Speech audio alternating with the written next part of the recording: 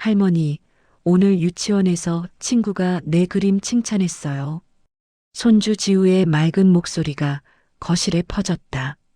나는 무릎 꿇고 앉아 아이의 눈높이에 맞춰 그림을 들여다봤다. 빨간 지붕집, 노란 해, 그리고 막대기처럼 그려진 세 사람. 아빠, 엄마, 그리고 지우. 나는 그림 속에 없었지만 아무렇지 않은 척 웃으며 아이의 머리를 쓰다듬었다. 우리 지우 정말 잘 그렸네. 할머니가 저녁에 미역국 끓여줄게. 와, 할머니 미역국 최고예요. 아이는 신이 나서 방으로 뛰어갔고 나는 천천히 일어나 부엌으로 향했다. 70평생 이 몸을 써온 무릎이 뻐근하게 항의했지만 익숙한 통증이었다. 도마 위에 놓인 시금치를 다듬으며 나는 문득 창밖을 바라봤다. 저녁 햇살이 아파트 베란다를 비추고 있었다. 이 집에 들어온 지 2년이 됐다.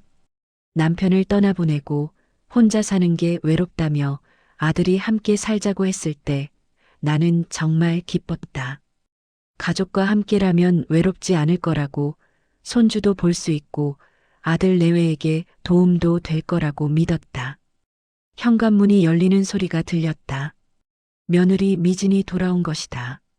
나는 재빨리 앞치마를 펴고 밝은 표정을 지었다.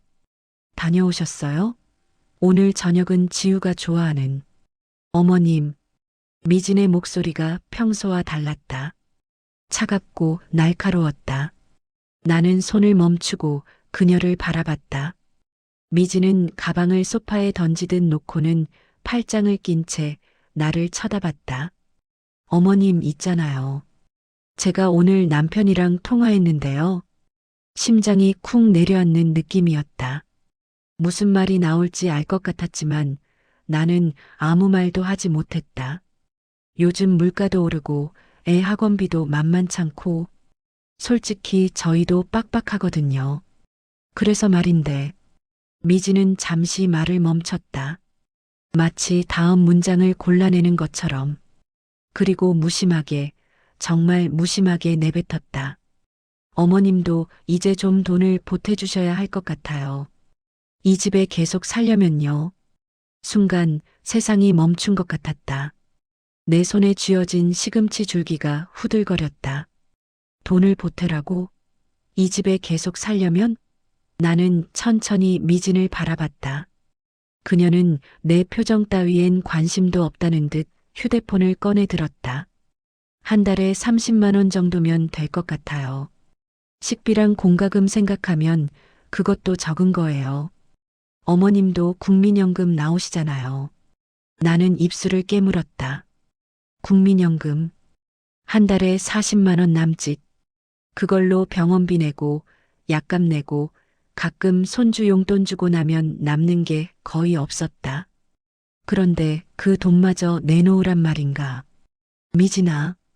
내가 떨리는 목소리로 부르자 미진은 짜증 섞인 얼굴로 나를 쳐다봤다. 어머님, 제 이름 미진이잖아요. 왜 자꾸 반말처럼. 미진 씨. 나는 가까스로 말을 이었다. 내가 여기서 밥 해주고 지우 돌봐주고 빨래하고 청소하는 건 그게 돈이 아니었나요? 미진은 코웃음을 쳤다. 어머님, 그건 가족이니까 당연히 하시는 거 아니에요? 저도 직장 다니면서 집안일 하잖아요. 요즘 세상이 어떤 세상인데 공짜로 산다는 게 말이 돼요?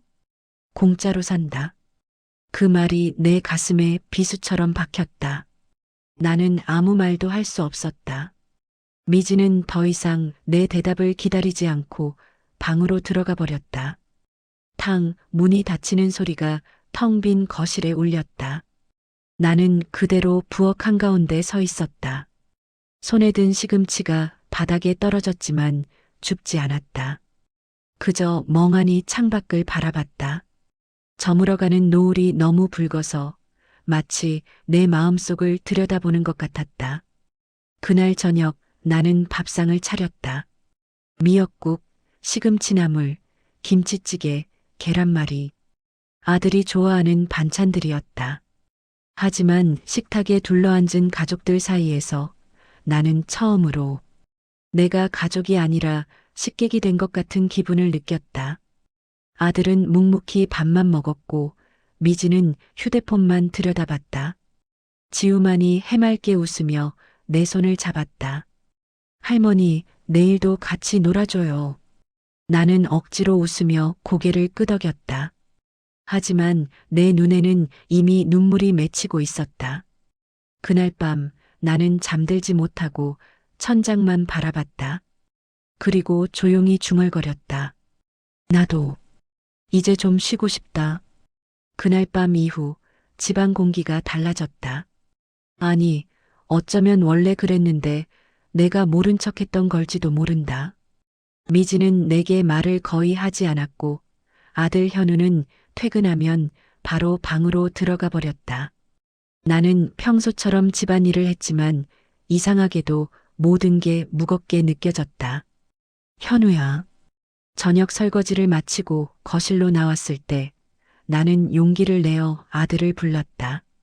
소파에 비스듬히 누워 텔레비전을 보던 현우가 귀찮다는 듯 고개를 돌렸다. 왜요, 엄마? 저기, 며느리가 그러던데 내가 생활비를 좀 보태야 한다고. 현우는 한숨을 푹 쉬며 리모컨을 내려놓았다. 그리고 눈도 마주치지 않은 채 천장을 보며 말했다. 엄마, 요즘 살기 진짜 빡빡해요. 회사에서도 구조조정 얘기 나오고 애 학원비는 맨날 오르고 솔직히 저희도 힘들어요. 그건 나도 알아. 그런데 현우야, 엄마가 여기서 엄마, 현우의 목소리가 갑자기 높아졌다. 나는 깜짝 놀라 말을 멈췄다. 아들은 짜증 섞인 표정으로 나를 쳐다봤다. 엄마, 이해 좀 해주세요. 저도 가장이에요. 제 가족 먹여 살리기도 바쁘다고요. 엄마는 연금도 나오시잖아요. 가장, 제 가족? 그 말들이 내 귓가에서 맴돌았다. 그렇다면 나는 뭐지? 나는 이 집의 가족이 아닌 건가? 나는 입술을 떨며 물었다. 그럼, 엄마는 여기서 뭐야? 엄마도 가족 아니냐? 현우는 대답하지 않았다. 그저 다시 텔레비전 쪽으로 고개를 돌려버렸다. 침묵이 흘렀다. 무겁고 차갑고 날카로운 침묵. 나는 천천히 일어나 방으로 돌아갔다. 문을 닫는 순간 눈물이 왈칵 쏟아졌다. 하지만 소리내어 울 수는 없었다. 이 집에서 나는 울 자격조차 없는 것 같았다. 다음 날 아침 나는 평소처럼 일찍 일어나 아침 준비를 했다. 된장찌개를 끓이고 계란을 부치고 김을 구웠다. 지우가 졸린 눈을 비비며 나왔고 나는 아이의 얼굴을 닦아주고 밥을 먹였다. 미진이 나왔을 때 나는 조심스럽게 말을 건넸다. 미진 씨, 국간 좀 봐줄래요? 싱거우면 안 되니까. 미진은 국그릇을 집어들더니 한 숟갈 떠서 맛을 봤다. 그리고는 미간을 찌푸리며 말했다. 짜요. 요즘 어머님 손맛이 왜 이래요? 아, 미안해요. 내가 다시, 됐어요. 그냥 먹을게요. 미지는 툭 내뱉듯 말하고는 밥을 퍼서 후루룩 먹기 시작했다. 나는 아무 말도 하지 못하고 그저 지우의 밥숟가락을 들여다봤다. 아이만이 씩씩하게 밥을 먹고 있었다. 할머니, 오늘 유치원에서 만들기 해요. 할머니가 골판지 준비해 주셨죠? 그래, 지우야. 할머니가 어제 챙겨뒀어. 와, 할머니 최고. 지우의 환한 미소만이 이 식탁에서 유일한 빛이었다. 하지만 그 빛마저도 미진의 차가운 눈빛 앞에선 희미해졌다. 미진은 휴대폰을 들여다보며 중얼거렸다. 애 준비물은 왜 이렇게 많은 거야? 맨날 뭘 챙기래? 나는 조용히 말했다. 내가 챙길게요. 걱정 마세요. 미지는 나를 힐끗 쳐다보더니 비웃듯 말했다. 그래야죠. 어머님이 안 하시면 누가 해요. 그 말에는 고마움도 미안함도 없었다. 그저 당연히 해야 할 일을 확인하는 듯한 차가운 톤이었다. 나는 숟가락을 내려놓고 물을 한 모금 마셨다. 목이 타들어가는 것 같았다. 현우가 넥타이를 매며 나왔다. 나는 그에게 물었다. 현우야, 오늘 저녁엔 뭐 해줄까? 아, 엄마. 저 오늘 회식이에요. 저녁 안 먹어요. 그래. 그럼 미진 씨랑 지우는? 저도 오늘 야근이에요. 미진이 쌀쌀맞게 말했다. 나는 잠시 멈칫했다. 그럼 지우는? 어머님이 돌봐주시면 되죠. 원래 그러셨잖아요. 원래 그랬다. 맞다. 나는 원래 손주를 돌보고 밥을 하고 집을 지키는 사람이었다. 하지만 왜일까? 오늘은 그 당연함이 너무나 무겁게 느껴졌다. 가족들이 모두 나가고 집엔 나와 지우만 남았다. 아이는 신나게 장난감을 꺼내 놀기 시작했고 나는 소파에 앉아 멍하니 창밖을 바라봤다. 햇살이 따스하게 들어왔지만 내 가슴속은 얼음장처럼 차가웠다. 할머니, 같이 놀아요. 지우가 내 손을 잡아 끌었다. 나는 억지로 웃으며 아이 곁에 앉았다. 레고를 쌓고 인형놀이를 하고 그림책을 읽어줬다. 하지만 내 마음 한구석엔 계속 질문이 맴돌았다. 나는 이 집에 정말 필요한 사람일까? 저녁이 되어 지우를 재우고 나는 조용히 작은 방으로 들어갔다. 서랍을 열어 통장을 꺼냈다. 잔액 42만 원. 병원 가야 하고 약 사야 하고 다음 달 치과 예약도 있었다. 만약 여기서 30만 원을 내놓으면 나는 무엇으로 버티지? 그때 복도에서 목소리가 들렸다. 현우와 미진이 돌아온 것이다. 나는 귀를 기울였다. 여보, 어머님한테 얘기했어? 응, 했어. 근데 좀 기분 나빠하시던데. 그럼 어쩌라고. 우리도 먹고 살아야지. 솔직히 공짜로 모시는 것도 힘들어. 공짜로 모신다. 그 말이 또다시 비수가 되어 꽂혔다. 나는 이불을 뒤집어 쓰고 눈을 감았다. 하지만 잠은 오지 않았다. 그저 어둠 속에서 나는 처음으로 깨달았다. 이 집에서 나는 가족이 아니었다. 나는 그저 자리만 차지하는 짐이었다. 그날 밤 나는 천장을 뚫어지게 바라보며 누워 있었다. 시계 초침 소리만이 고요한 방안을 채웠다. 똑딱, 똑딱. 마치 내 남은 시간을 세는 것 같았다. 새벽 2시가 넘었지만 잠은 오지 않았다. 아니, 잠들고 싶지 않았는지도 모른다. 잠들면 또 내일이 오고 그 무거운 하루를 또 견뎌야 했으니까. 공짜로 모신다. 미진의 그 말이 계속 귓가에 맴돌았다. 나는 이 집에서 밥을 해주고 손주를 돌보고 청소를 하고 빨래를 했다. 하지만 그들에게 그건 아무것도 아니었다. 당연한 것이었다. 아니, 어쩌면 부족한 것이었을지도 모른다. 나는 천천히 몸을 일으켰다. 무릎이 삐걱거렸지만 익숙한 통증이었다.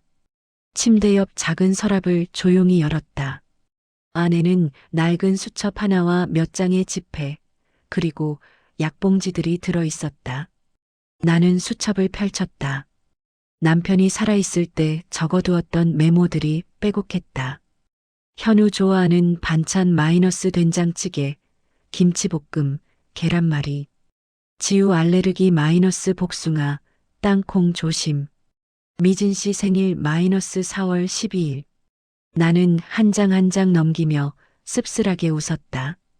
이렇게까지 신경 써서 적어뒀건만 정작 그들은 내 생일조차 기억하지 못했다. 작년 내 70번째 생일, 아무도 축하해주지 않았다. 미역국조차 내가 직접 끓여 먹었다. 나는 수첩을 덮고 옷장 쪽으로 시선을 돌렸다. 그리고 한참을 그대로 앉아 있었다. 마음속에서 무언가가 천천히 단단해지는 느낌이었다. 두려움도 분노도 아니었다. 그저 결심이었다. 새벽 3시 나는 조용히 일어나 옷장 깊숙한 곳에서 작은 여행 가방을 꺼냈다. 남편과 여행 다닐 때 쓰던 가방이었다.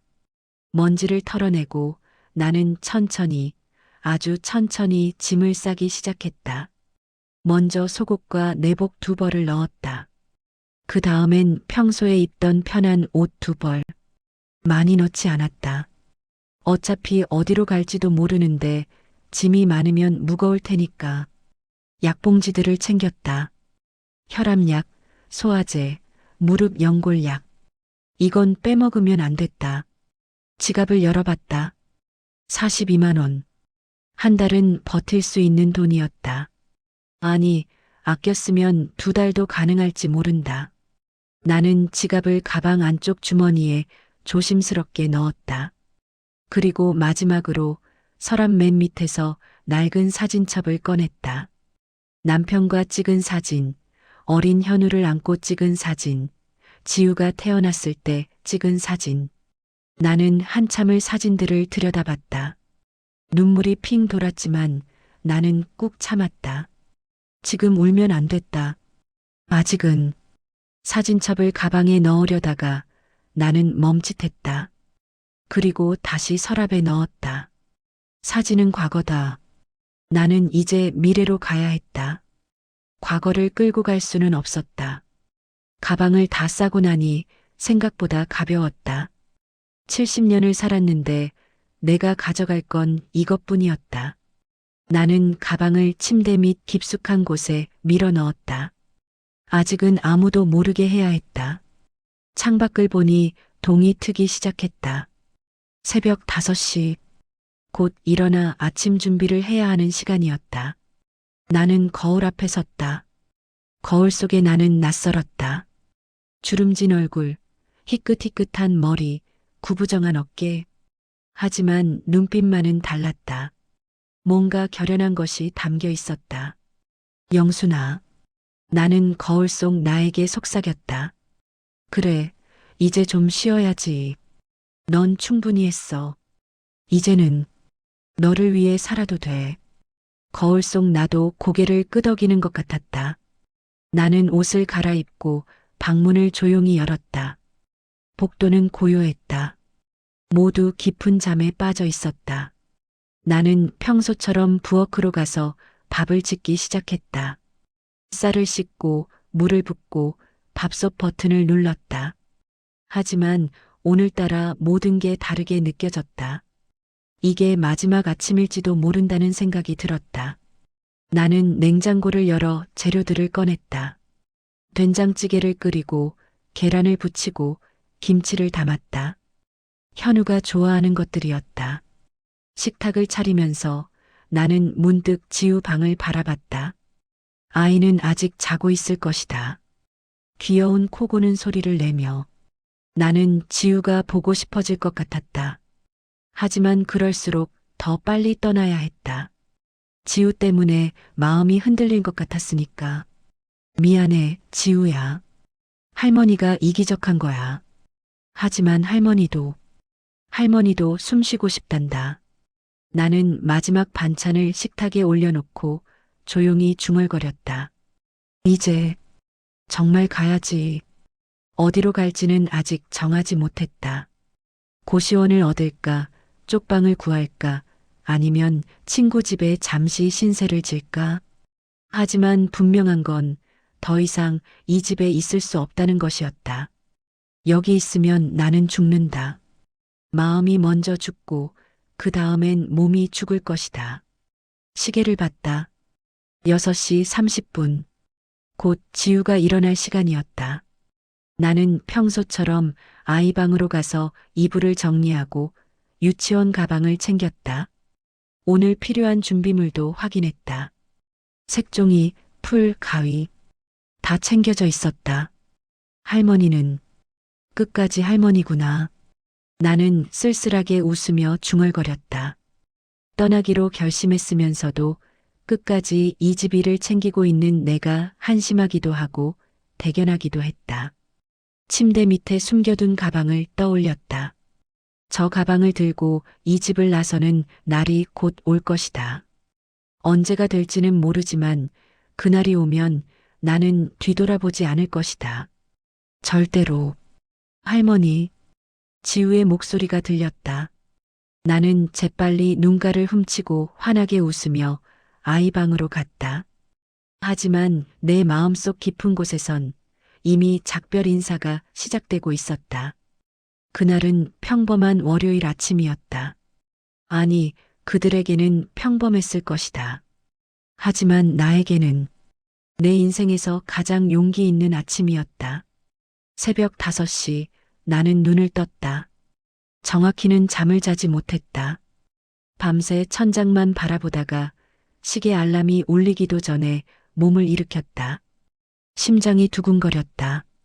두려움인지 설렘인지 아니면 둘 다인지 알 수 없었다. 침대 밑에서 가방을 꺼냈다. 며칠 전 몰래 싸둔 그 가방. 무게를 확인하듯 들어보니 생각보다 가벼웠다. 70년 인생이 이 작은 가방 하나에 담겼다는 게 서글펐지만 동시에 홀가분하기도 했다. 옷을 갈아입었다. 평소에 입던 편한 바지에 남색 점퍼, 발에는 오래된 운동화를 신었다. 거울을 보니 그냥 동네 산책 나가는 할머니 같았다. 아무도 의심하지 않을 모습이었다. 가방을 들고 방문을 열려다가 나는 잠시 멈칫했다. 정말 이대로 나가도 되는 걸까? 하지만 곧 고개를 저었다. 망설이면 안 됐다. 지금 나가지 않으면 나는 영영 이 집에 갇혀 죽을 것이다. 복도로 나왔다. 집안은 고요했다. 현우 부부 방에서는 아무 소리도 들리지 않았다. 지우 방 앞을 지날 때 나는 발걸음을 멈췄다. 문틈 사이로 아이의 잠든 얼굴이 보였다. 작고 평화로운 얼굴. 나는 눈물이 핑 돌았지만 꾹 참았다. 잘 자라, 지우야. 할머니가. 미안해. 나는 조용히 현관으로 향했다. 신발장에서 낡은 슬리퍼를 꺼내 신었다. 끌리는 소리가 날까봐 조심스럽게 발을 뗐다. 현관문 손잡이에 손을 얹었다. 차가운 금속이 손바닥에 닿았다. 영순아, 이제 문을 열면 끝이야. 정말 괜찮겠어? 내 안에 또 다른 목소리가 물었다. 나는 잠시 눈을 감았다. 그리고 지난 2년을 떠올렸다. 돈 보태세요라는 말, 공짜로 모신다는 말, 나를 바라보는 차가운 눈빛들, 그리고 내가 느꼈던 그 무게, 짐이 된 것 같은 느낌. 눈을 떴다. 이제 망설임은 없었다. 문을 열었다. 새벽 공기가 얼굴을 스쳤다. 차가웠지만 상쾌했다. 나는 천천히 밖으로 나섰다. 그리고 뒤도 돌아보지 않고 문을 닫았다. 찰칵. 작은 소리였지만 내게는 천둥 소리처럼 크게 들렸다. 아파트 복도는 텅 비어 있었다. 형광등 불빛만이 희미하게 길을 밝히고 있었다. 나는 슬리퍼를 끌며 천천히 걸었다. 엘리베이터 버튼을 눌렀다. 딩동, 문이 열렸다. 나는 들어가서 1층 버튼을 눌렀다. 엘리베이터가 내려가는 동안 나는 거울에 비친 내 모습을 봤다. 주름진 얼굴, 흰 머리, 구부정한 등. 하지만 눈빛만은 살아있었다. 뭔가 다짐한 사람의 눈빛. 1층에 도착했다. 문이 열리고 나는 밖으로 나갔다. 아파트 입구를 지나 큰 길로 나왔다. 새벽 6시, 아직 해는 뜨지 않았지만 하늘은 조금씩 밝아지고 있었다. 청소하는 사람들, 출근 준비하는 사람들이 보였다. 나는 버스 정류장으로 향했다. 어디로 갈지는 정하지 않았다. 그냥 일단 이 동네를 벗어나고 싶었다. 정류장에 도착해서 벤치에 앉았다. 가방을 무릎에 올려놓고 나는 잠시 숨을 고르며 주변을 둘러봤다. 정말 나왔구나. 정말로. 실감이 나지 않았다. 마치 꿈을 꾸는 것 같았다. 하지만 차가운 바람이 뺨을 스치고 가방의 무게가 무릎에 느껴지는 걸 보니 현실이었다. 버스가 왔다. 나는 일어나서 버스에 올랐다. 기사님이 물었다. 어디까지 가세요? 나는 잠시 망설였다. 그리고 대답했다. 종점까지요. 네, 2,000원입니다. 교통카드를 찍고 나는 맨 뒷자리에 앉았다. 창밖을 바라봤다. 버스가 출발하고 아파트 단지가 점점 멀어졌다. 현운의 집이 있는 저 건물도 지우가 자고 있는 저 창문도 모두 작아지고 있었다. 그 순간 집에서는 아직 아무도 몰랐을 것이다. 현우는 알람 소리에 눈을 뜨고 미지는 졸린 눈을 비비며 일어나고 지우는 할머니 하고 나를 찾을 것이다. 하지만 부엌에는 아무도 없었다. 밥 짓는 소리도 반찬 준비하는 소리도 들리지 않았다. 미진이 제일 먼저 눈치챘을 것이다. 어머님? 어머님. 방문을 두드리고 열어보면 텅 빈 방. 정리된 이불, 닫힌 옷장, 그리고 아무것도 없는 침대. 미진의 얼굴이 굳어졌을 것이다. 여보, 어머님이 안 계셔. 현우가 허둥지둥 달려왔을 것이다. 뭐, 어딜 가셨대? 모르겠어요. 방에 아무도 없어요. 그들은 집안을 뒤졌을 것이다. 화장실, 베란다, 거실.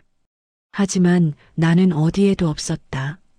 신발장을 확인했을 때 슬리퍼가 없다는 걸 알았을 것이다.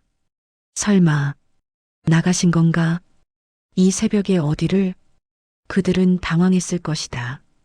하지만 아직 심각하게 생각하지는 않았을 것이다. 잠깐 산책 나가셨겠지, 곧 돌아오시겠지 하고 생각했을 것이다. 하지만 나는 돌아가지 않을 것이다. 절대로. 버스는 계속 달렸다. 익숙한 풍경들이 지나갔다. 자주 가던 슈퍼마켓, 병원, 공원. 모두 추억이 담긴 곳들이었다. 하지만 이제는 안녕이었다. 종점에 도착했다. 나는 버스에서 내려 주변을 둘러봤다. 낯선 동네였다. 하지만 두렵지 않았다. 오히려 설렜다. 새로운 시작이었다. 가방을 들고 걷기 시작했다. 어디로 가야 할지 몰랐지만 일단 걸었다. 햇살이 떠올랐다. 따스한 빛이 내 얼굴을 비쳤다. 나는 처음으로, 정말 처음으로 자유로운 기분이 들었다. 그 순간 핸드폰이 울렸다. 현우였다. 나는 핸드폰을 꺼내 화면을 봤다. 아들이라는 글씨가 깜빡였다. 하지만 나는 받지 않았다. 그냥 조용히 핸드폰을 가방에 넣고 다시 걷기 시작했다.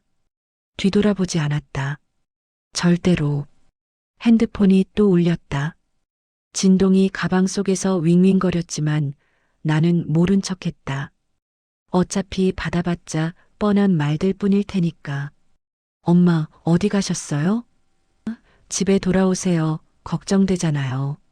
하지만 정작 걱정하는 건 나를 잃어서가 아니라 집안일을 해줄 사람이 없어져서겠지. 나는 낯선 거리를 걸으며 작은 찜질방을 발견했다. 일단 오늘 밤은 여기서 쉬기로 했다. 들어가서 10,000원을 내고 자리를 잡았다. 따뜻한 방바닥에 누우니 며칠 동안 쌓였던 피로가 한꺼번에 몰려왔다. 나는 눈을 감았다. 이상하게도 마음이 편했다. 그 시각 우리 집에서는 난리가 났을 것이다. 미진이 지우를 유치원에 보내려다가 처음으로 깨달았을 것이다. 준비물이 챙겨지지 않았다는 걸.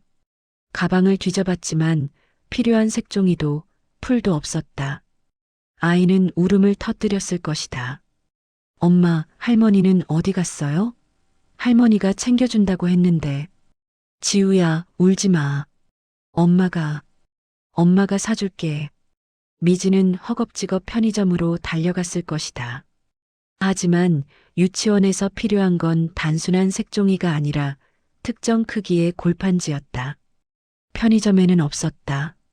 결국 지우는 준비물 없이 유치원에 가야 했고 선생님께 혼났을 것이다. 지우 엄마, 준비물은 미리미리 챙겨주셔야죠. 죄송합니다. 미진의 얼굴이 빨개졌을 것이다. 하지만 이건 시작에 불과했다. 회사에 출근한 미진은 점심시간이 되어서야 또 다른 문제를 발견했다. 냉장고에 반찬이 없다는 것을. 평소 같으면 내가 아침에 만들어둔 도시락을 싸갔을 텐데 오늘은 그냥 빈손으로 나왔던 것이다. 편의점 김밥으로 때우며 미진은 짜증이 올라왔을 것이다. 대체 어머님은 어디 가신 거야? 전화를 걸어도 나는 받지 않았다. 문자를 보내도 답이 없었다. 미진은 점점 불안해졌을 것이다. 하지만 아직까지는 화가 더 컸을 것이다. 이게 무슨 철없는 짓이야. 집 나간다고 연락도 안 하고. 저녁이 되자 진짜 문제가 터졌다. 퇴근한 현우가 집에 들어섰을 때 집안은 아수라장이었을 것이다. 아침에 급하게 나가느라 설거지는 쌓여 있고 빨래는 세탁기 안에 방치되어 냄새가 났다. 거실 바닥에는 지우의 장난감이 널브러져 있었다. 여보, 이게 무슨... 나도 몰라. 어머님이 안 계시니까 이 모양이지. 미진의 목소리가 날카로웠을 것이다. 현우는 냉장고를 열어봤다. 텅 비어 있었다. 반찬도 국도 밥도 없었다. 저녁은 어떻게? 배달시켜 먹어야죠. 뭐? 치킨을 시켜 먹었을 것이다. 하지만 19,000원짜리 치킨은 한 끼 식사치고는 비쌌다. 게다가 지우는 치킨만 먹으면 배탈이 났다. 아니나 다를까 밤늦게 아이가 배를 움켜쥐고 울었을 것이다. 엄마, 배 아파요. 아이고, 지우야. 미지는 아이를 달래느라 밤을 새웠을 것이다. 그러면서 처음으로 깨달았을 것이다. 내가 얼마나 많은 일들을 해왔는지. 이틀째 되던 날 상황은 더 악화됐다. 현우는 회사에서 중요한 프레젠테이션이 있었는데 와이셔츠가 다림질되지 않은 채 구겨져 있었다. 평소 같으면 내가 미리 다려서 옷장에 걸어뒀을 텐데 이거 입고 어떻게 회사를 가? 현우는 황급히 세탁소로 달려갔지만 급하게 맡기면 추가 비용이 들었다. 5,000원. 작은 돈이지만 이런 일들이 쌓이니 부담이 됐다. 미진도 마찬가지였다. 평소에 내가 해주던 집안일들을 직접 하려니 시간이 부족했다. 청소, 빨래, 설거지, 요리. 하나하나 다 시간이 걸리는 일들이었다. 게다가 지우는 계속 나를 찾았다. 엄마, 할머니는 언제 와요? 할머니 보고 싶어요. 지우야. 할머니는 잠깐 어디 갔어? 언제 와요? 곧 올 거야. 하지만 미진도 확신이 없었다. 나는 전화도 받지 않았고 문자 답장도 하지 않았다. 마치 세상에서 사라진 것처럼. 사흘째 되던 날 미진은 결국 폭발했다.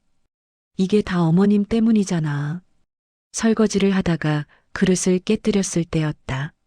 손가락에서 피가 났고 눈물이 터져 나왔다. 왜 아무 말도 없이 나가신 거야? 연락 한 통 없이. 현우도 짜증이 났다. 엄마한테 전화해봤어? 계속? 당연히 했지. 근데 안 받으신다고. 그럼 어쩌라고. 경찰에 신고해야 하나? 신고는 무슨. 스스로 나가신 거잖아. 둘은 서로를 탓했다. 하지만 알고 보면 정작 탓해야 할 건 자기들 자신이었다. 당연하게 여겼던 것들, 공짜라고 생각했던 것들이 얼마나 소중했는지 이제야 깨닫기 시작한 것이다. 나흘째 되던 날 아침, 미지는 지친 얼굴로 거울을 봤다. 눈 밑에 다크서클이 짙게 깔려 있었다. 집안일과 직장일을 동시에 하려니 체력이 바닥났다. 게다가 식비, 배달비, 세탁비까지 지출이 늘어나면서 통장 잔고가 빠르게 줄고 있었다. 이러다가 우리가 망하겠어. 미지는 처음으로 후회가 밀려왔다. 돈 보태세요라고 했던 그 말. 그 말만 안 했어도 어머님은 집을 나가지 않으셨을까? 하지만 곧 고개를 저었다. 아니야, 어머님이 너무 예민하게 반응하신 거야. 그렇게 자기 합리화를 했다. 하지만 집안의 균열은 점점 커지고 있었다. 부부 사이도 아이와의 관계도 모든 게 삐걱거리기 시작했다. 그 중심에는 내가 없다는 사실이 있었다. 아니, 정확히는 내가 해주던 모든 것들이 없다는 사실이. 나는 찜질방에서 조용히 핸드폰을 꺼내봤다. 부재중 전화 37통, 문자 메시지 22개. 모두 현우와 미진에게서 온 것들이었다. 나는 하나하나 읽어봤다. 엄마, 어디 계세요? 연락 주세요. 어머님, 걱정돼요. 집에 돌아오세요. 엄마, 제발 전화 좀 받아요. 하지만 그 어디에도 미안하다는 말은 없었다. 사랑한다는 말도 잘못했다는 말도 없었다. 그저 돌아오라는 말뿐이었다. 나는 핸드폰을 다시 가방에 넣고 조용히 눈을 감았다. 마음이 흔들리지 않았다. 이제 시작일 뿐이었다. 그들이 정말로 깨달을 때까지는 나는 돌아가지 않을 것이다. 일주일이 지났다. 나는 찜질방에서 나와 작은 고시원을 얻었다. 한 달에 35만 원. 비좁았지만 내가 숨 쉴 공간이 생겼다는 것만으로도 충분했다. 창문으로 햇살이 들어오고 아무도 나를 재촉하지 않는 아침이 있다는 게 이렇게 평화로울 줄 몰랐다. 하지만 현우네 집은 점점 무너져 내리고 있었을 것이다. 그날도 현우는 회사에서 일을 하다가 문득 불안감이 밀려왔다. 동료가 물었다. 현우 씨, 요즘 어머님은 어떠세요? 지난번에 건강하시다고 했는데. 순간 현우의 손이 멈췄다. 어머니. 일주일째 연락이 닿지 않는 어머니. 그는 억지로 웃으며 대답했다. 아, 네. 건강하세요. 하지만 목소리가 떨렸다. 동료는 이상한 눈빛으로 그를 바라봤지만 더 이상 묻지 않았다. 현우는 화장실로 달려가 세면대에 물을 틀었다. 거울 속의 자신은 수척해 보였다. 일주일 사이에 살이 빠진 것 같았다. 엄마, 정말 괜찮으신 걸까? 처음엔 단순히 화가 나서 잠깐 나가신 줄 알았다. 며칠 지나면 돌아오실 거라고 생각했다. 하지만 일주일이 지나도록 연락이 없자 현우는 불안해지기 시작했다. 혹시 어디 다치신 건 아닐까? 혹시 아프신 건 아닐까? 그날 저녁 집에 돌아온 현우는 엄마 방문을 열었다. 며칠 동안 한 번도 들어가 보지 않았던 방이었다. 문을 열자 정돈된 방이 눈에 들어왔다. 침대는 깔끔하게 정리되어 있었고 서랍 위에는 먼지 한 점 없었다. 현우는 천천히 방 안을 둘러봤다. 옷장을 열어보니 옷들이 그대로 걸려 있었다. 하지만 뭔가 텅 빈 느낌이었다. 그리고 침대 옆 서랍을 열었을 때 그는 심장이 철렁 내려앉았다. 약봉지들이 놓여 있었다. 혈압약, 소화제, 무릎 연골약. 하지만 그중 몇 개는 없었다. 현우는 약봉지를 집어들고 라벨을 읽었다. 고혈압 치료제 마이너스 하루 한 번 복용. 절대 중단하지 마시오. 순간 온몸이 얼어붙었다. 엄마는 고혈압이 있으셨다. 그걸 알면서도 그는 한 번도 신경 쓰지 않았다.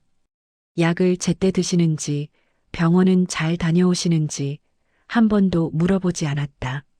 엄마, 아프셨구나. 현우의 목소리가 떨렸다. 눈물이 핑 돌았다. 그는 주저앉아 약봉지를 꼭 쥐었다. 엄마는 분명 약을 챙겨가셨을 것이다. 하지만 충분히 가져가셨을까? 돈은 있으실까? 병원은 갈 수 있으실까? 여보, 미진이 방으로 들어왔다. 그녀도 일주일 동안 지쳐 보였다. 눈 밑에 다크서클은 더 짙어졌고 머리는 제대로 빗지도 못한 채였다. 뭐해? 왜 여기 앉아 있어? 미진아. 현우가 떨리는 목소리로 말했다. 엄마가 아프셨대. 고혈압이 있으셨어. 근데 나는 몰랐어. 한 번도 신경 쓰지 않았어. 미지는 잠시 말이 없었다. 그녀도 알고 있었다. 어머님이 매주 병원에 가신다는 것을. 하지만 관심을 두지 않았다. 그저 알아서 하시겠지 하고 넘겼다. 여보. 미진의 목소리도 떨렸다. 나 어머님한테 너무한 것 같아. 뭐? 돈 보태라고 한 거. 그게 잘못이었던 것 같아. 어머님이 얼마나 많은 일을 해주셨는데. 미지는 눈물을 닦았다. 일주일 동안 그녀는 깨달았다. 집안일이 얼마나 힘든지, 아이를 돌보는 게 얼마나 에너지가 드는 일인지, 그리고 어머님이 그 모든 걸 묵묵히 해주셨다는 것을. 설마 우리 때문에. 미진의 목소리가 작아졌다. 우리 때문에 나가신 거겠지? 내가 너무 심하게 말한 것 같아. 현우는 아무 말도 하지 못했다. 그도 알고 있었다. 엄마를 소홀히 대했다는 것을, 당연하게 여겼다는 것을, 그리고 가장 아픈 건 엄마가 떠나고 나서야 그 소중함을 깨달았다는 것이었다. 그날 밤, 현우는 회사 동료들과의 대화를 떠올렸다. 현우야, 요즘 어머니 못 보겠던데? 괜찮으셔? 아, 네. 괜찮으세요.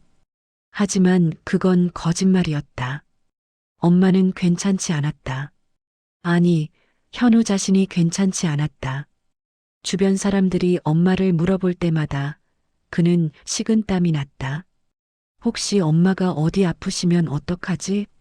혹시 무슨 일이 생기면 어떡하지? 며칠 후, 현우는 엄마의 지인들에게 연락을 돌리기 시작했다. 엄마 친구분들, 동네 이웃들. 하지만 아무도 엄마를 본 사람이 없었다. 영순이? 요즘 못 봤는데. 어디 가셨나? 혹시 무슨 일 있으세요? 현우는 대답할 수 없었다.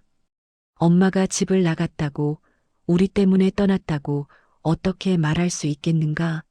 그는 그저 괜찮습니다라고만 답하고 전화를 끊었다. 미진도 점점 초조해졌다. 지우가 계속 할머니를 찾았기 때문이다. 엄마, 할머니는 언제 와요? 할머니랑 놀고 싶어요. 지우야, 할머니가 나 싫어해서 안 오는 거예요? 그 말에 미지는 가슴이 찢어지는 것 같았다. 아이도 느끼고 있었다. 할머니가 없다는 것을. 미지는 아이를 꼭 안아주며 말했다. 아니야, 지우야. 할머니는 지우 너무너무 사랑하셔. 할머니는 곧 오실 거야. 하지만 그녀도 확신이 없었다. 정말 돌아오실까? 아니면 영영 돌아오지 않으실까?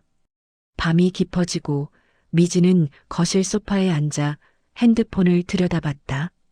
어머님께 보냈던 문자들이 쭉 나열되어 있었다. 하지만 단 한 번도 답장이 오지 않았다. 읽음 표시조차 없었다. 어머님, 제발 연락 주세요. 우리 잘못했어요. 문자를 보내고 미지는 눈물을 흘렸다. 처음으로 진심으로 후회했다. 어머님을 더 잘 대해드릴 걸. 감사하다고 말씀드릴 걸. 돈 보태세요 같은 말은 절대 하지 말 걸. 하지만 이미 늦었다. 어머님은 떠나셨고 돌아올 기미가 보이지 않았다. 현우는 방 안에서 엄마의 낡은 수첩을 발견했다. 펼쳐보니 빼곡하게 적힌 글씨들이 보였다. 현우 좋아하는 반찬, 지우 알레르기, 미진 씨 생일. 엄마는 이렇게까지 신경 쓰고 계셨구나. 현우는 수첩을 가슴에 안고 처음으로 소리내어 울었다. 엄마, 미안해요. 정말 미안해요.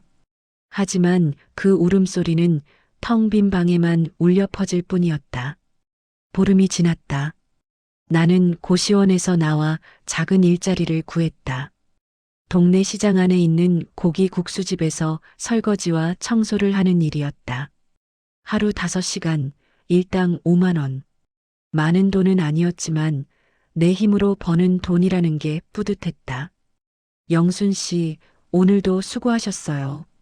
주인 아주머니가 환하게 웃으며 말했다. 나도 웃으며 앞치마를 벗었다. 일은 힘들었지만 마음은 가벼웠다. 아무도 나를 짐처럼 여기지 않았고 내가 하는 일에 고맙다고 말해주는 사람들이 있었다. 영순 씨, 내일은 좀 일찍 나와줄 수 있어요? 손님이 많을 것 같아서. 그럼요. 몇 시에 나올까요? 9시면 돼요. 알겠습니다. 나는 가방을 챙겨 시장을 나섰다. 해가 기울고 있었다. 저녁장을 보는 사람들로 시장은 붐볐다. 나는 천천히 걸으며 과일 가게, 반찬 가게를 지나쳤다. 이제 이 시장이 익숙해졌다. 여기가 내 새로운 터전이었다. 그때였다. 어머님, 익숙한 목소리가 들렸다. 나는 심장이 멎는 줄 알았다. 천천히 고개를 돌렸다. 그리고 눈이 마주쳤다. 미진이었다. 그녀는 장바구니를 들고 서 있었는데 얼굴이 창백했다. 마치 귀신을 본 것처럼. 어머님? 미진의 목소리가 떨렸다. 나는 아무 말도 하지 않고 그녀를 바라봤다. 미진은 천천히 다가왔다. 그녀의 눈빛에는 놀라움과 안도감, 그리고 뭔가 복잡한 감정들이 뒤섞여 있었다. 어머님, 정말 어머님이세요? 어디 계셨어요? 연락도 안 받으시고. 나는 담담하게 대답했다. 장 보러 왔어요. 장을. 여기서요? 그럼 여기 사세요? 근처에 살아요. 미지는 입술을 깨물었다. 그녀는 내 모습을 위아래로 훑어봤다.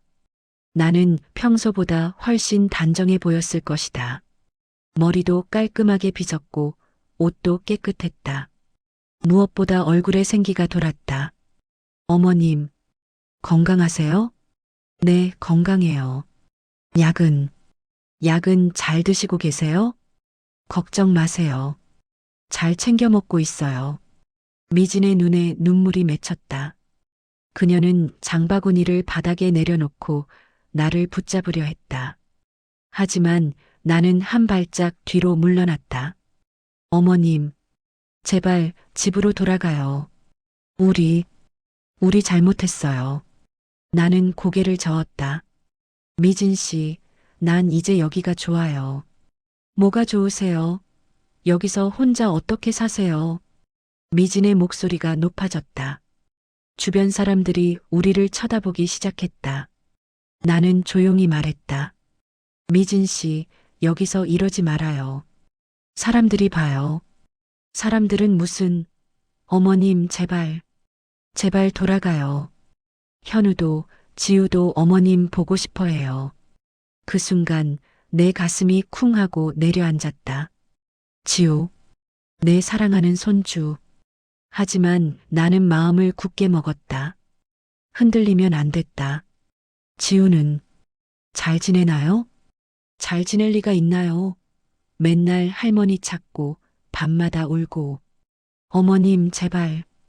미지는 눈물을 쏟아냈다. 하지만 나는 냉정하게 말했다.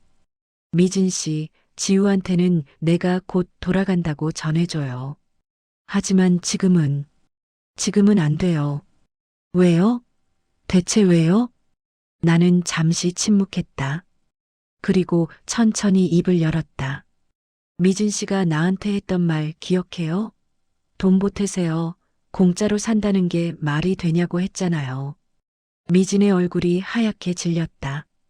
어머님, 그건 나도 사람이에요, 미진 씨. 나도 상처받아요. 그 말 듣고 얼마나 가슴이 아팠는지 알아요? 죄송해요. 정말 죄송해요. 미지는 무릎을 꿇었다. 시장 바닥에 주저앉아 울먹였다. 주변 사람들이 수군거렸다. 저게 뭐야? 며느리가 시어머니한테 무슨 짓을 한 거야? 나는 미진을 내려다봤다. 불쌍하다는 생각도 들었다. 하지만 동시에 이게 필요한 과정이라는 것도 알았다.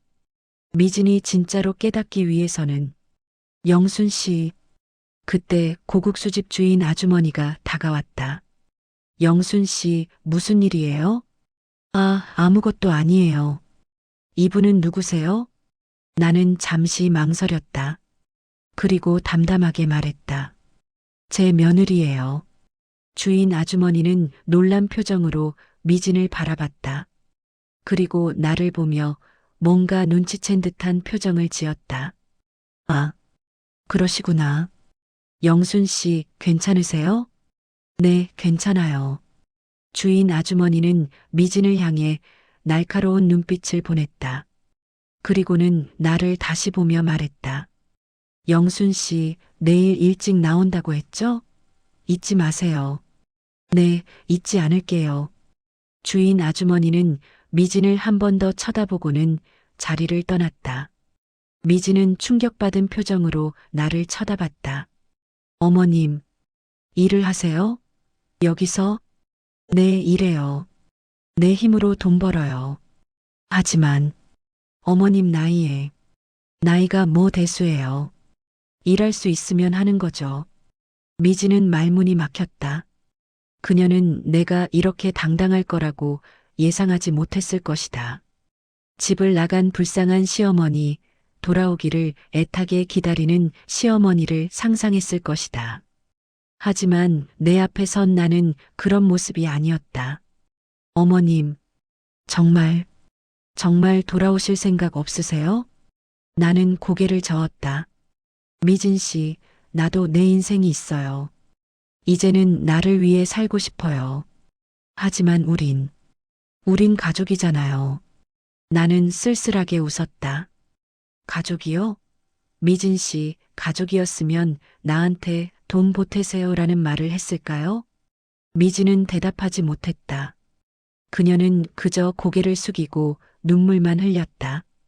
나는 가방을 들고 천천히 돌아섰다.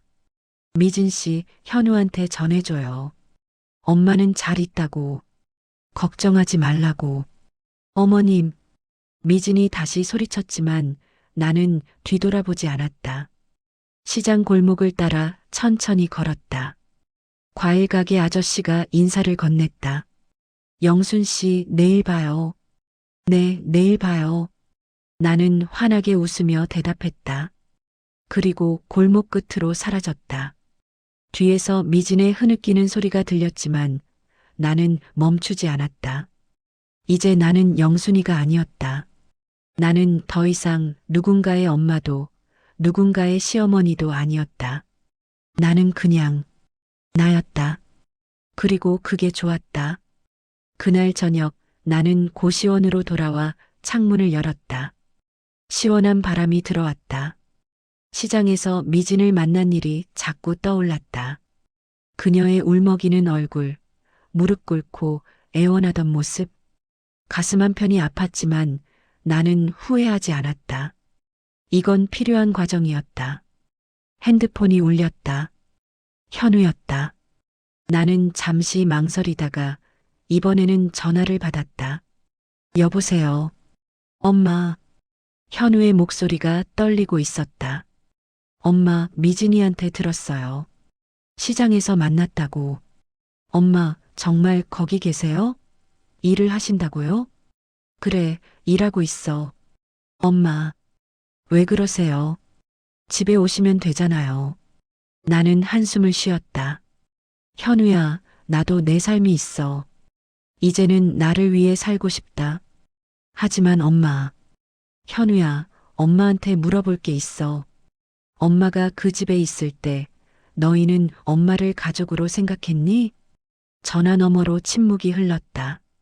현우는 대답하지 못했다. 나는 계속 말했다. 엄마는 밥하고 청소하고 지우 돌보고 그 모든 걸 했어. 그런데 미진이는 엄마한테 돈을 보태라고 했지. 공짜로 산다고 했어. 엄마, 그건 현우야, 그 말 들었을 때 엄마가 얼마나 슬펐는지 알아? 현우의 흐느끼는 소리가 들렸다. 미안해요, 엄마. 정말 미안해요. 제가 잘못했어요. 현우야, 엄마는 화난 게 아니야. 그냥 이제 좀 쉬고 싶어. 내 인생을 살고 싶어. 엄마, 지우한테 잘 전해줘. 할머니는 곧 보러 갈 거라고. 나는 전화를 끊었다. 가슴이 먹먹했지만 동시에 후련하기도 했다. 드디어 내 마음을 제대로 전한 것 같았다. 다음 날 나는 평소처럼 시장 고국 수집으로 출근했다. 아침 9시 가게 문을 열고 청소를 시작했다. 주인 아주머니가 웃으며 말했다. 영순 씨, 어제 며느리 만났다고 했죠? 괜찮으세요? 네, 괜찮아요. 힘든 일 있으면 언제든 말해요. 우린 다 영순 씨 편이에요. 나는 고마워서 눈물이 날 뻔했다. 이 사람들은 나를 이해해 주었다. 내 편이 되어 주었다. 점심시간이 되자 가게는 손님들로 북적였다. 나는 부지런히 설거지를 하고 테이블을 닦았다. 그때 가게 문이 열렸다. 고개를 드니 미진이 서 있었다. 그녀는 눈이 퉁퉁 부어 있었다. 밤새 울었던 것 같았다. 어머님, 미진의 목소리는 잠겨 있었다. 주인 아주머니가 날카로운 눈빛으로 그녀를 쳐다봤다. 여기서 장사하는데 방해하지 마세요. 죄송합니다. 저는 그냥 어머님께 말씀드리러. 나는 앞치마를 벗고 미진에게 다가갔다. 밖에서 얘기해요. 우리는 가게 밖으로 나왔다. 시장 골목 한편에 서서 나는 미진을 바라봤다. 그녀는 눈물을 참지 못하고 또 울기 시작했다. 어머님, 제발 집으로 돌아오세요. 미진 씨, 어제도 말했잖아요. 어머님, 제가 정말 잘못했어요. 미진은 가방에서 봉투 하나를 꺼냈다. 안에는 돈이 가득 들어 있었다. 이거 100만 원이에요. 제가 모은 돈이에요. 어머님 드릴게요. 그러니까 제발 집으로. 나는 고개를 저었다. 미진 씨, 난 돈이 필요해서 나간 게 아니에요. 그럼 뭐가 필요하세요? 제가 뭘 해드리면 돼요? 미진 씨, 나는 깊게 숨을 쉬었다. 난 존중받고 싶었어요. 가족으로 대접받고 싶었어요. 돈이 아니라 마음이 필요했던 거예요. 미진은 입술을 깨물며 고개를 숙였다. 눈물이 바닥에 뚝뚝 떨어졌다. 어머님, 저 정말 후회하고 있어요. 알아요.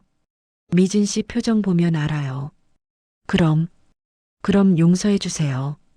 제발 돌아와 주세요. 나는 미진의 어깨에 손을 얹었다. 미진 씨, 용서는 할게요.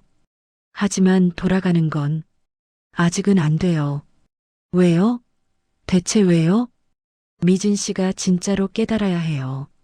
나를 가족으로 대하는 게 뭔지, 존중하는 게 뭔지. 미진은 울음을 터뜨렸다. 시장 사람들이 우리를 쳐다봤지만 나는 신경 쓰지 않았다. 어머님, 저 일주일 동안 진짜 힘들었어요. 집안일이 이렇게 힘든 줄 몰랐어요. 지우 돌보는 것도, 밥하는 것도, 청소하는 것도 다 어머님이 해주셨던 거잖아요. 이제 알았어요? 네, 이제 알았어요. 어머님이 얼마나 많은 일을 하셨는지. 그런데 저는 당연하게 생각했어요. 심지어 돈까지 요구했어요. 미지는 바닥에 무릎을 꿇었다. 사람들이 더 많이 모여들었다. 어머님, 제발 용서해 주세요. 제발 돌아와 주세요. 지우가 맨날 울어요. 할머니 보고 싶다고. 할머니 냄새 난다며 어머님 방 이불을 안고 자요. 그 말에 내 가슴이 무너졌다. 지우, 내 사랑하는 손주. 나는 눈물을 참으며 말했다. 미진 씨, 일어나요.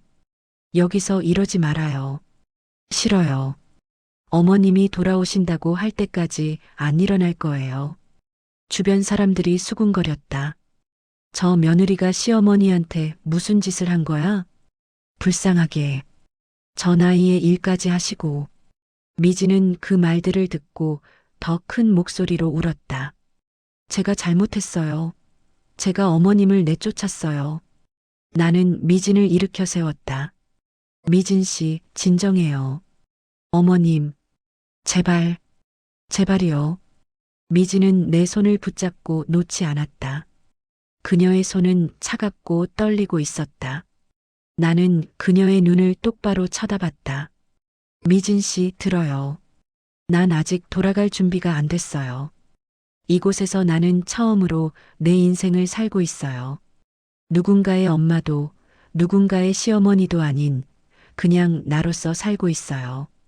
하지만 미진 씨, 기다려줘요. 조금만 더 기다려줘요.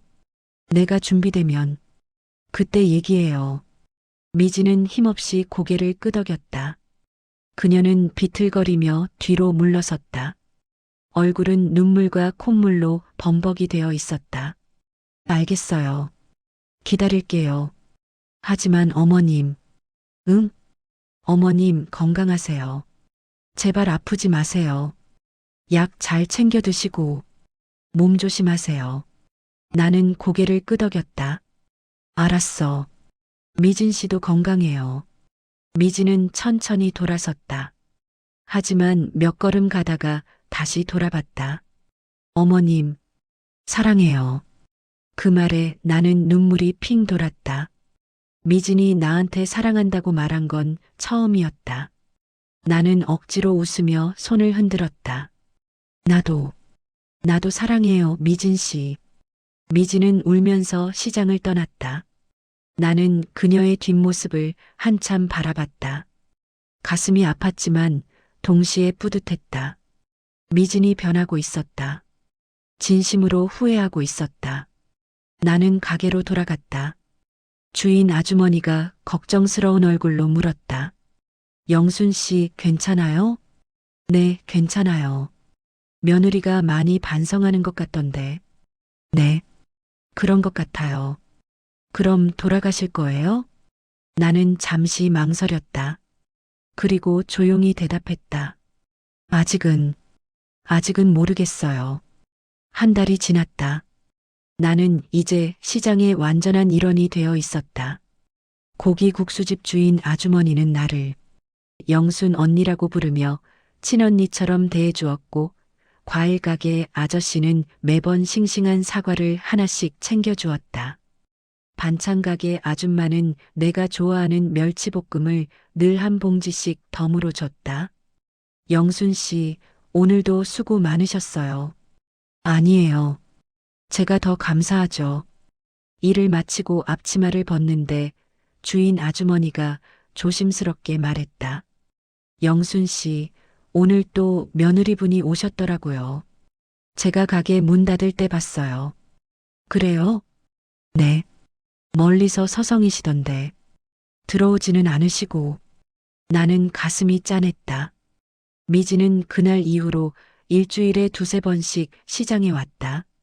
하지만 나한테 직접 다가오지는 않았다. 그저 멀리서 내가 일하는 모습을 지켜볼 뿐이었다. 마치 내가 잘 있는지 확인하려는 것처럼. 그날도 나는 평소처럼 시장을 나섰다. 해가 뉘엿뉘엿 지고 있었다. 골목을 걷는데 익숙한 실루엣이 보였다. 미진이었다. 그녀는 담벼락에 기대서서 나를 기다리고 있었다. 미진 씨. 내가 부르자 미진은 깜짝 놀라며 고개를 들었다. 그녀는 전보다 훨씬 야위어 보였다. 볼이 홀쭉하고 눈 밑에 다크서클이 짙게 깔려 있었다. 어머님, 왜 들어오지 않았어요? 기다리셨어요? 미지는 고개를 끄덕였다. 어머님 일하시는데 방해하고 싶지 않아서요. 그냥 어머님 얼굴만 보고 가려고요. 나는 한숨을 쉬었다. 커피라도 한잔 할까요? 정말요? 미진의 얼굴이 환해졌다. 우리는 시장 입구에 있는 작은 카페로 갔다. 따뜻한 아메리카노 2잔을 주문하고 창가 자리에 앉았다. 미진 씨, 얼굴이 많이 상했어요. 아파요? 아니에요. 그냥 요즘 잠을 잘 못 자서요. 왜요? 미진은 잠시 망설이다가 입을 열었다. 어머님 생각에 제가 어머님한테 한 짓들이 자꾸 떠올라서요. 밤마다 악몽을 꿔요. 어머님이 어디선가 아프신데 저희가 찾지 못하는 꿈을. 나는 가만히 미진을 바라봤다. 그녀의 눈에는 진심 어린 후회가 담겨 있었다. 미진 씨, 나는 괜찮아요. 보다시피 건강하고 일도 잘하고 있어요. 알아요. 어머님이 여기서 행복해 보이시는 거, 그게 더 마음이 아파요. 왜요? 우리 집에서는 어머님이 저렇게 밝게 웃으신 적이 없었거든요. 미진의 목소리가 떨렸다. 나는 커피를 한 모금 마시며 조용히 말했다. 맞아요. 나도 그걸 깨달았어요.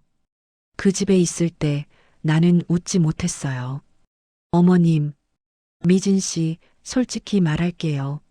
나는 그 집에서 짐이었어요. 너희에게 필요한 사람이 아니라 그냥 있어야 하는 짐. 돈도 안 버는 주제에 밥이나 축 내는 사람. 그렇게 생각하지 않았어요. 미진이 급하게 말했다. 하지만 나는 고개를 저었다. 미진 씨, 거짓말하지 마요. 공짜로 산다고 했잖아요. 그 말이 거짓말이에요? 미진은 입술을 깨물며 고개를 숙였다.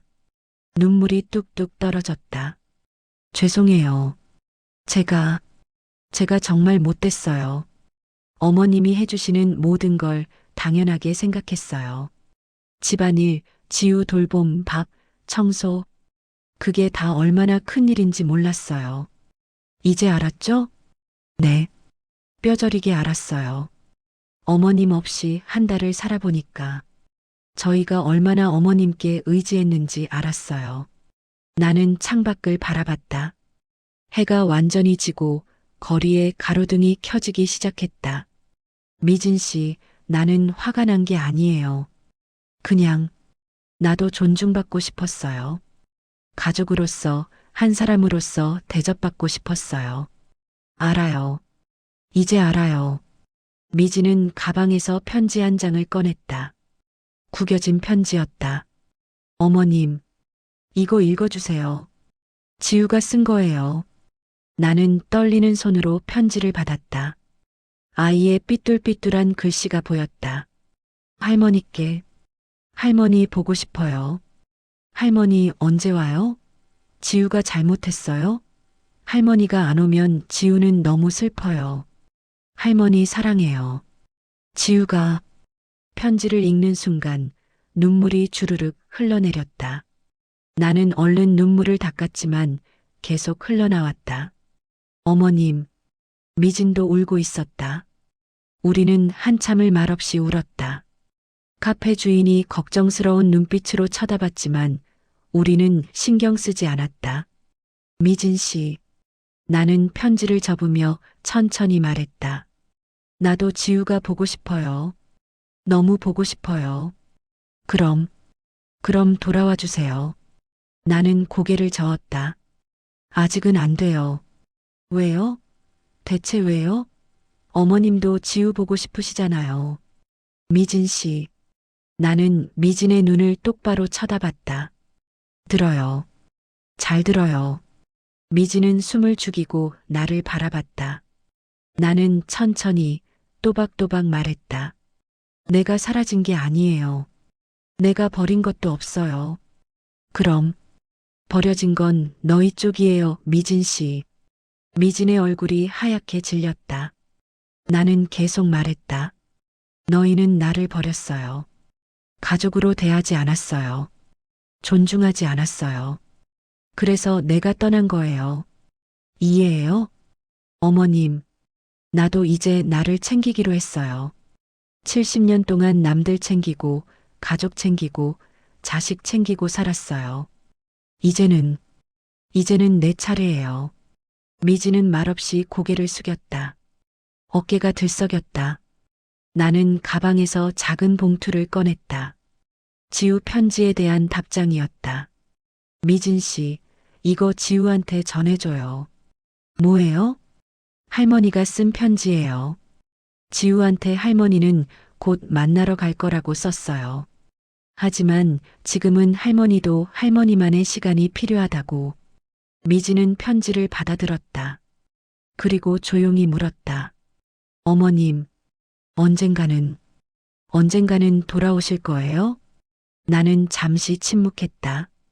그리고 솔직하게 대답했다. 모르겠어요. 지금은 모르겠어요. 그래도 가능성은 있는 거죠? 미진 씨, 그건 너희 달렸어요. 저희요? 응. 너희가 진짜로 변하면, 나를 진짜 가족으로 대할 준비가 되면, 그때는 생각해 볼게요. 미진은 고개를 끄덕였다. 그리고 일어서며 말했다. 알겠어요, 어머님. 저희, 변할게요. 꼭 변할게요. 나는 미진을 배웅했다. 그녀는 몇 번이고 뒤돌아보며 손을 흔들었다. 나도 손을 흔들어 주었다. 그녀의 뒷모습이 어둠 속으로 사라질 때까지 나는 그 자리에 서 있었다. 가슴이 먹먹했다. 하지만 후회는 없었다. 이게 옳은 길이었다. 나를 위한 그리고 그들을 위한 길이었다. 2달째 되는 날이었다. 가을이 깊어지고 시장에는 밤과 대추가 쌓이기 시작했다. 나는 여전히 고기 국수집에서 일했고 고시원에서 혼자만의 시간을 보냈다. 외롭지 않았다. 오히려 평화로웠다. 아침에 눈을 뜨면 아무도 나를 부르지 않았고 저녁에 돌아와도 아무도 기다리지 않았다. 그게 좋았다. 하지만 그날은 달랐다. 영순 씨, 과일 가게 아저씨가 급하게 달려왔다. 영순 씨, 저기, 가게 앞에 누가 기다리고 있어요. 누구요? 남자분 하나, 여자분 하나. 그리고 어린아이까지. 내 심장이 쿵 내려앉았다. 설마. 나는 앞치마를 벗고 가게 밖으로 나갔다. 그리고 그들을 봤다. 현우, 미진, 그리고 지우. 3사람이 나란히 서 있었다. 할머니. 지우가 제일 먼저 나를 발견하고 소리쳤다. 아이는 내게 달려오려다가 미진이 붙잡았다. 미진이 아이에게 뭐라고 속삭이자 지우는 그 자리에 멈춰섰다. 나는 천천히 그들에게 다가갔다. 현우의 얼굴은 수척했고 미진은 여전히 눈이 퉁퉁 부어 있었다. 하지만 지우만은 밝게 웃고 있었다. 엄마. 현우가 떨리는 목소리로 말했다. 엄마. 뵙고 싶었어요. 나는 아무 말도 하지 않고 그들을 바라봤다. 현우는 손에 큰 보자기를 들고 있었다. 엄마, 이거 엄마 좋아하시는 반찬들 만들어 왔어요. 아니, 미진이가 만들었어요. 제가 레시피를 알려줬고요. 미진이 고개를 숙이며 말했다. 어머님, 맛은 어머님만 못하지만 정성껏 만들었어요. 나는 보자기를 받지 않았다. 현우는 난처한 표로 보자기를 내려놓았다. 엄마, 우리 얘기 좀 할 수 있을까요? 여기서 해요. 시간 없어요. 일해야 하니까. 엄마. 현우의 눈에 눈물이 맺혔다. 그는 깊게 숨을 쉬고 말했다. 엄마, 죄송해요. 정말 죄송해요. 제가 못난 아들이었어요. 엄마를 가족으로 대하지 않았어요. 당연하게 여겼어요. 미진도 고개를 숙였다. 어머님, 저도 죄송해요. 제가 너무 이기적이었어요. 어머님께서 해주시는 모든 걸 공짜라고 생각했어요. 존중하지 않았어요. 나는 말없이 그들을 바라봤다. 현우가 계속 말했다. 엄마, 우리 변했어요. 정말 많이 변했어요. 이제는 서로 집안일을 나눠서 해요. 미진이가 밥하면 제가 설거지하고 제가 청소하면 미진이가 빨래해요. 지우도 이제 스스로 정리해요. 미진이 덧붙였다. 어머님, 그리고 저희 매일 저녁 어머님 자리에 밥상을 하나 더 놓아요. 어머님이 안 계시지만 어머님 자리는 항상 있다는 걸 기억하려고요. 그 말에 내 가슴이 뭉클했다. 하지만 나는 표정을 굳혔다. 그렇게 변한 게 나 때문이에요? 아니면 너희 스스로 깨달은 거예요? 현우와 미진은 서로를 바라봤다. 현우가 대답했다. 처음엔 엄마가 없어서 불편해서였어요. 솔직히 말씀드릴게요. 하지만 시간이 지나면서 우리가 얼마나 엄마한테 의지했는지, 얼마나 함부로 대했는지 깨달았어요. 그래서요? 나보고 돌아와서 또 그 일들을 하라고요? 아니에요. 미진이 급하게 말했다. 어머님, 저희는 그냥 어머님이 돌아와 주시길 바라는 거예요. 일은 저희가 할게요. 어머님은 그냥 가족으로 계셔 주시면 돼요. 나는 쓸쓸하게 웃었다. 미진 씨, 그게 진심이에요? 네, 진심이에요. 그럼 내가 돌아가서 아무것도 안 해도 괜찮아요? 밥도 안 하고, 청소도 안 하고, 지우도 안 돌봐도? 미진은 단호하게 고개를 끄덕였다. 네. 어머님은 그냥 편히 쉬세요. 저희가 다 할게요. 나는 잠시 침묵했다. 그리고 천천히 말했다. 고마워요. 그 마음, 정말 고마워요. 그럼, 현우의 얼굴이 환해졌다. 그럼 돌아오실 거예요? 나는 고개를 저었다. 아직은 안 돼요. 왜요? 엄마, 대체 왜요? 현우야, 미진 씨. 너희는 변했어요. 정말 많이 변했어요. 그거 보면 내 마음도 흔들려요. 그럼, 하지만 나도 변했어요. 나도 이제 다른 사람이 됐어요. 나는 시장을 둘러봤다. 과일 가게 아저씨, 반찬 가게 아줌마, 고기 국수집 주인 언니. 모두 걱정스러운 얼굴로 우리를 지켜보고 있었다. 여기서 나는 처음으로 나를 찾았어요. 누군가의 엄마도 누군가의 시어머니도 아닌 그냥 영순이로 살았어요. 그게 좋았어요. 엄마, 현우야, 나도 사람이야. 나도 내 인생이 있어. 70년을 남들 위해 살았으면 이제는 나를 위해 살아도 되잖아. 현우는 눈물을 흘렸다. 미진도 울고 있었다. 하지만 지우만은 여전히 밝게 웃으며 내게 손을 흔들었다. 할머니 사랑해요. 나는 지우에게 다가가 무릎을 꿇었다. 아이를 꼭 안아주었다. 지우의 따뜻한 체온이 느껴졌다. 아이의 머리에서는 샴푸 향기가 났다. 지우야, 할머니도 사랑해. 할머니, 우리 집에 안 와요? 응. 할머니는 여기서 살 거야. 왜요? 할머니도. 할머니만의 집이 필요하거든. 지우는 고개를 갸웃거렸지만 이내 환하게 웃었다. 그럼 할머니 가끔 놀러 와요. 그래, 가끔 놀러 갈게. 나는 지우를 놓아주고 일어섰다. 현우와 미진을 바라봤다. 현우야, 미진 씨. 너희는 잘할 수 있어. 이미 많이 변했잖아. 그걸로 충분해. 하지만 엄마. 현우야, 엄마를 보내줘. 제발. 그 말에 현우는 더 이상 아무 말도 하지 못했다. 미진이 조용히 물었다. 어머님, 그럼 영영 안 돌아오시는 건가요? 나는 미소 지었다. 모르겠어요. 어쩌면 언젠가는 돌아갈지도 몰라요. 하지만 지금은 아니에요. 미진은 고개를 끄덕였다. 그리고 깊게 인사했다. 알겠습니다, 어머님. 어머님이 준비되실 때까지 저희가 기다릴게요. 나는 그들에게서 천천히 돌아섰다. 고국수집으로 돌아가기 위해 걸었다. 옷자락이 가을바람에 흔들렸다. 영순 씨, 과일 가게 아저씨가 웃으며 인사했다. 영순 언니, 오늘 저녁에 막걸리 한 잔해요. 반찬 가게 아줌마가 손을 흔들었다. 나는 환하게 웃으며 손을 흔들어 답했다. 뒤에서 지우의 목소리가 들렸다. 할머니, 안녕. 나는 뒤돌아보지 않았다. 앞만 보고 걸었다. 시장 골목을 따라 내 새로운 삶을 향해. 이건 끝이 아니었다. 이건 시작이었다.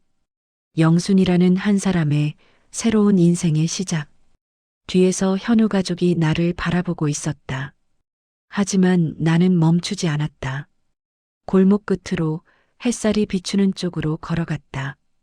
그리고 생각했다. 엄마는 떠난 게 아니야. 엄마는 너희를 떠나보낸 거야. 이제 너희도 어른이 될 시간이야. 그리고 나는 다시 나로 돌아갈 시간이고, 골목 끝에서 나는 마지막으로 뒤돌아봤다. 그들은 여전히 그 자리에 서서 나를 바라보고 있었다. 나는 손을 한번 크게 흔들었다. 그리고 완전히 돌아서서 사라졌다. 새로운 삶 속으로.